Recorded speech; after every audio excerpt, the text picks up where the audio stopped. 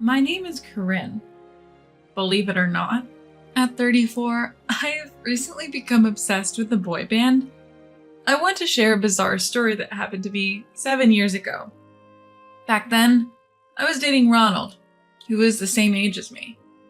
We had been together for 2 years already. We both worked at the same bank, not to sound snobbish, but we were both pretty successful. As a couple, we were thriving both financially and career-wise at a young and vibrant age of 27. Naturally, we were both seriously considering marriage, or at least I was. However, no matter how long I waited, Ronald never proposed. Not only that, our dates started becoming less frequent. Eventually, he even stood me up. Worse yet, it was the day we were supposed to go see a movie I had been wanting to watch. It wasn't just about missing the movie. I felt like my feelings were being disregarded. I knew for a fact that Ronald wasn't busier than usual at work. If anything, his career seemed to be on a decline, especially compared to his colleagues. To put it simply, it had been overtaken by other coworkers. To make matters more complicated, I was getting signals at work that a promotion was coming my way. I couldn't help but think, am I going to hurt Ronald's pride with my promotion? Despite being angry about being stood up, I kept making excuses for him. After all, sometimes it's healthy to have some space in a relationship, right? Or so I thought. Fast forward 3 weeks. It was our first date since that infamous no-show. Ronald was late again. When I called him, he simply said, "Sorry, I forgot. I'll be there soon." Huh? Again? Annoyed, but not wanting to fight, I waited at the restaurant we agreed upon. When Ronald finally showed up, he seemed distracted, as if his mind was elsewhere.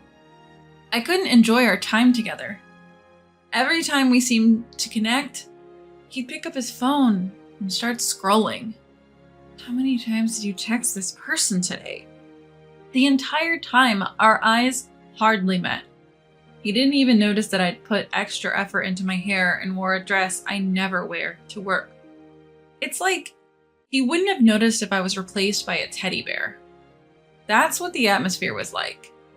Recently, I noticed that Ronald had been checking his phone frequently at work. I never contact him while I'm at work. Before diving into work, Ronald rarely checked his mobile phone. He always said it's because it would break his concentration. This is what he himself said. So when I saw him on his phone during our date, I wondered, is he giving up on his career? I felt anxious as if it was happening to me. Is he just not into this job anymore? On a date, of all times, what's with this attitude, darling? Isn't this too careless, especially towards your girlfriend? I felt increasingly annoyed by his indifference, and I decided to speak up. So, Ron, I found someone I like. Excuse me? Like it's straight from a book. He told me he likes someone else. I then say, "Oh, that's nice. Who is she?" "I think it would be miserable for us to stay together if neither of us intends to marry. It's better if we're with someone we actually like." It seemed he didn't realize how absurd it was to say he'd found someone else. What he says boils down to, I've been keeping a marriageable woman at my side with no intention to marry. "I'm sure you understand." "No, I don't understand. At all."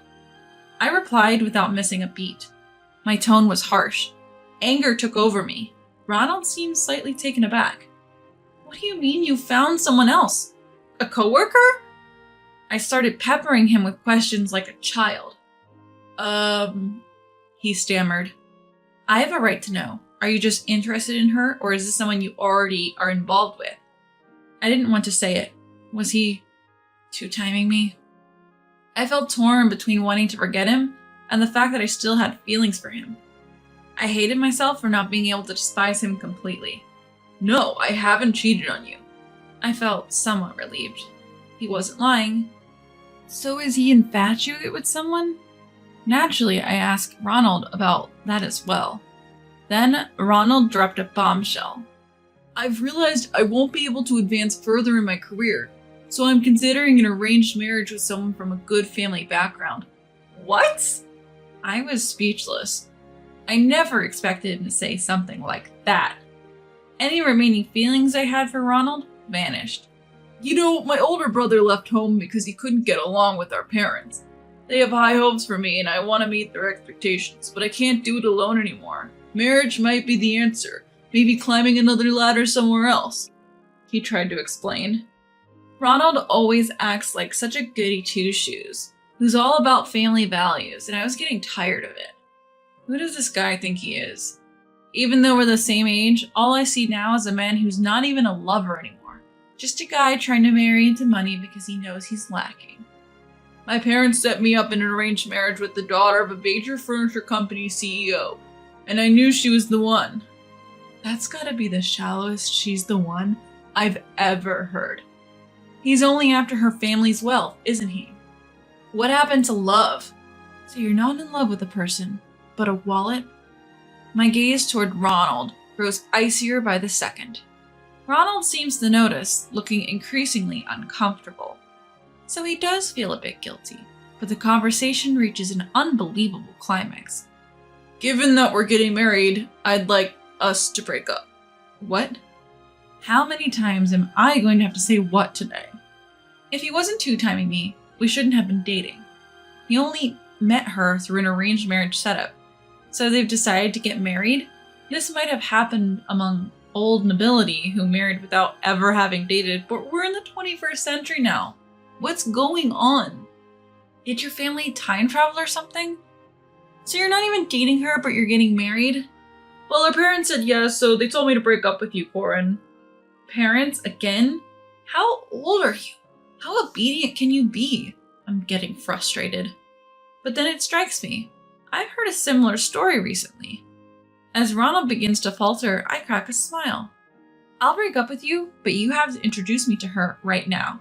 You at least know her contact info, right? He looks panicked, not knowing what I'm thinking. If you don't, I won't break up with you. I press on. I would happily break up with him, but I had my suspicions. If I'm right, and I'm pretty sure I am, I concealed a grin as I imagined what would happen next. And indeed, despite Ronald's objections, I succeeded in getting him to call over his arranged marriage partner. Ronald suddenly stands up, looking past me. I realize his arranged partner must have arrived and quickly turned around. I burst into laughter, clutching my stomach. I know it's not ladylike, but I couldn't help it. His arranged partner also recognizes me and exclaims, Corin? Oh, I knew it. I was thinking this sounded familiar. There aren't many heiresses in this neighborhood having arranged marriages, you know. Laughing heartily, I approach my arranged marriage partner, take her hand, and guide her towards our table. Ronald, looking utterly confused, keeps repeating, What? What? Frederica, if you didn't say no yet? In response to my comment, Frederica, my arranged marriage partner, or should I say, just Frederica, stomps her feet and says, I've been saying I really don't want this. You should just tell the truth, I suggest. What if they object? Frederica replies. Watching our exchange, Ronald interrupts. Hold on! What's going on? Why are Miss Frederica and you, Corin, chatting like you know each other? Are you acquaintances? Sisters. What? Ronald's eyes widen, unable to keep up with my straightforward answer. Look, Frederica is my fraternal twin sister. You are proposing to my sister. What? But you have different last names. Stop lying. Ronald starts to get heated, and I playfully calm him down, saying, Whoa. No point in lying about this. Just chill. I am chill, but you have different last names and you don't even look alike. Or do you? Apparently he's starting to see the resemblance. He keeps comparing our faces. I don't blame him. Most people have the same reaction when they see us sisters. Not all twins look like copies of each other, you know. There are many twins who don't look alike. There was a time when I mentioned our parents got divorced when I was in high school. I never talked about having a sister. Mom took me and Dad took Frederica. That's why we have different last names. No way, such a story. I didn't want this story either, a love triangle involving my sister and an arranged marriage, but it perfectly matches what I heard from Frederica the other day.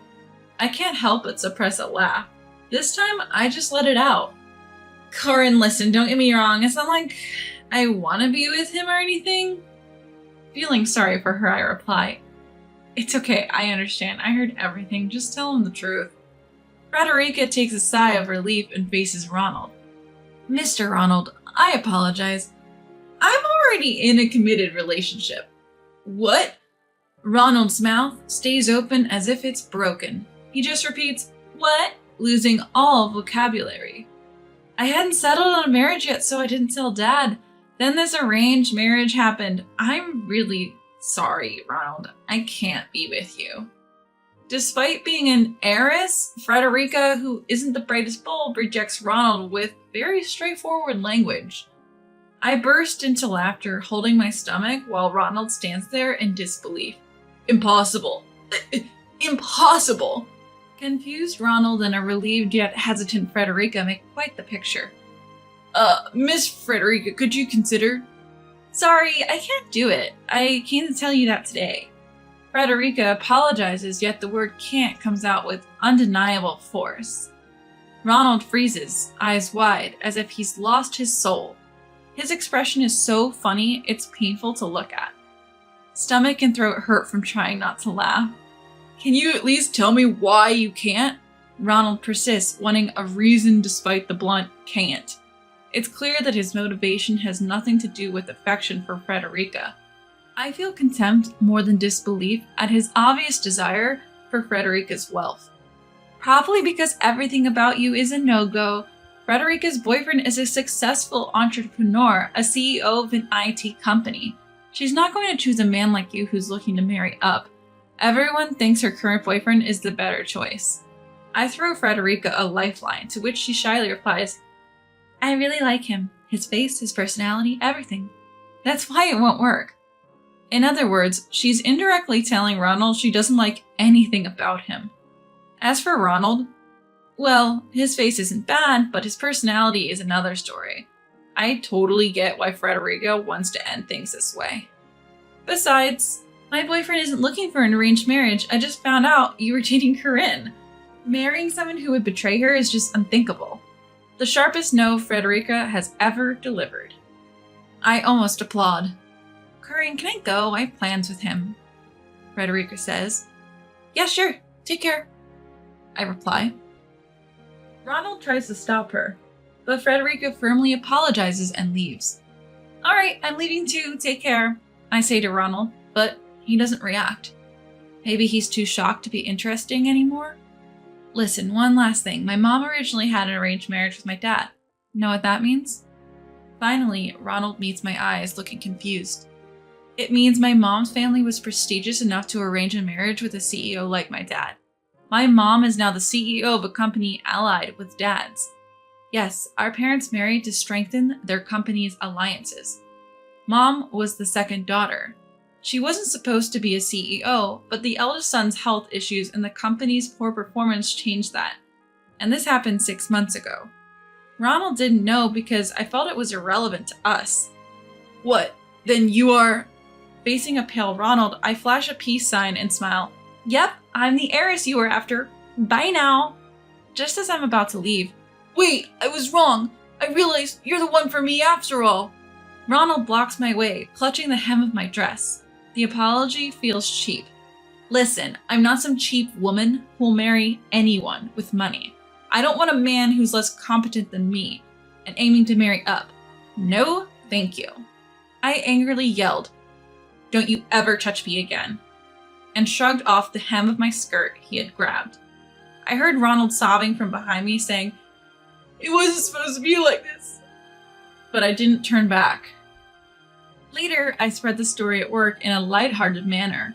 One colleague praised me, "Go Corinne," while another encouraged me, "You did the right thing breaking up. I can introduce you to someone nice."